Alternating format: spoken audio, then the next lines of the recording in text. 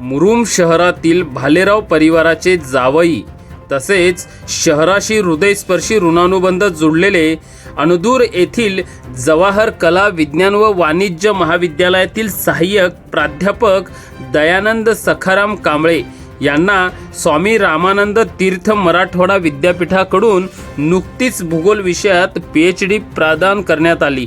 त्यानिमित्ताने मुरुम येथील भालेराव कुटुंब व मित्र परिवाराच्या वतीने PhD प्राप्त डॉक्टर दयानंद कांबळे यांचा सत्कार कृषी पणन तज्ज्ञ अमित भालेराव यांच्यातर्फे करण्यात आला। तसेच तात्यासाहेब शिंदे, रोहित राजपाल गायकवाड यांनी देखील त्यांचा सत्कार केला।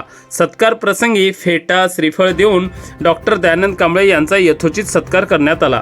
या प्रसंगी उपस्थितांनी आपले मनोगत व्यक्त करताना सांगितले की डॉक्टर दयानंद कांबळे यांनी study of agricultural productivity in Sangli district a geographical review या विषयावर प्राध्यापक कांबळे यांनी नांदेड विद्यापीठात शोध निबंध सादर केला।